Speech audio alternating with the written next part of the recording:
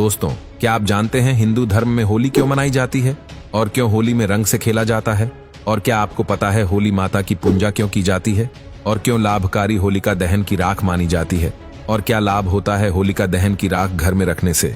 दोस्तों, हमारे हिंदू धर्म में होली से एक दिन पहले अर्थात फाल्गुन पूर्णिमा पर होलिका दहन करने की मान्यता है। ज्योतिष शास्त्र के अनुसार अगर होलिका की पूरी विधि विधान के साथ पूजा की जाए तो वो आपके लिए काफी लाभकारी सिद्ध हो सकती है और यही कारण है कि हर साल पूरे उत्तर भारत में होली से एक दिन पहले होलिका दहन किया जाता है।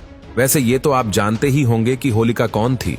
अगर नहीं जानते तो बता दूं कि होलिका भगवान विष्णु के भक्त प्रहलाद और हिरण्यकश्यपु की बहन थी, जो प्रहलाद को मारने के लिए आग में बैठ गई। वैसे तो होलिका को यह वरदान प्राप्त था कि उसका अग्नि कुछ भी बिगाड़ नहीं सकती, लेकिन भगवान विष्णु की कृपा से जो अग्नि उसने प्रहलाद को मारने के लिए जलाई, उसी अग्नि में जलकर वो स्वयं राख हो गई, जबकि भक्त प्रहलाद बच गए। और उसी दिन के बाद हर वर्ष फाल्गुन पूर्णिमा के दिन होलिका दहन और उसके अगले दिन होली का त्योहार मनाया जाता है। दोस्तों, आपने होलिका की पूजा करते लोगों को देखा होगा, लेकिन शायद आप ये ना जानते हो कि होलिका दहन की राख भी आपकी किस्मत बदल सकती है। जी हाँ, कुछ सरल से उपाय करने से आप न सिर्फ अमीर बन सकते हैं, बल्कि आपको मन मुताबिक फल भी प्राप्त होंगे। अगर आप या फिर आपके परिवार का कोई सदस्य लंबी बीमारी से पीड़ित है और अगर दवाई का भी उस पर कोई असर नहीं हो रहा, तो होलिका की राख उसे बीमारी को दूर कर सकती है।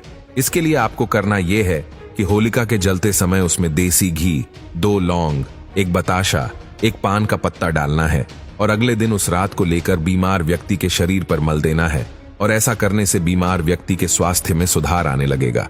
इसके साथ ही होली शत्रुता समाप्त करने का त्योहार भी है और अगर आप किसी व्यक्ति से अपनी शत्रुता समाप्त करना चाहते हैं तो होलिका की राख से ये भी संभव है। आपको अनार की लकड़ी से होलिका दहन वाले स्थान पर उस व्यक्ति का नाम लिखना है जिससे आप अपनी शत्रुता समाप्त करना चाहते हैं।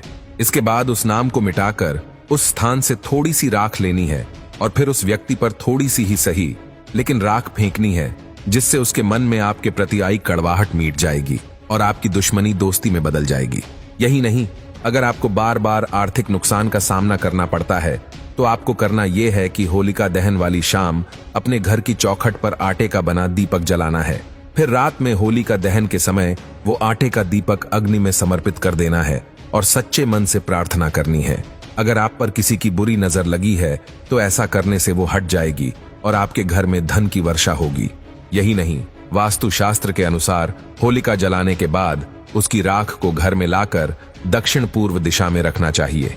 दरअसल आग्नेयकोण या फिर इस दिशा को घर में अग्नि तत्व का सही स्थान माना गया है और यही पर अपनी रसोई भी रखनी चाहिए।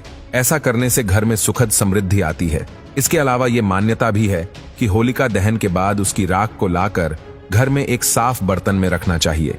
बर्तन में राख के अलावा थोड़ी राई और नमक मिलाकर उसे किसी जगह पर छिपा देने से धन की प्राप्ति होती है।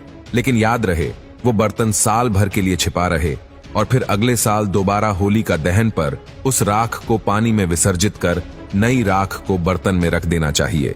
मित्रों, ऐसा करने से माता लक्ष्मी की कृपा आप पर सदैव बनी रहेंगी और आपके घर में कभी भी धन की कमी नहीं होगी।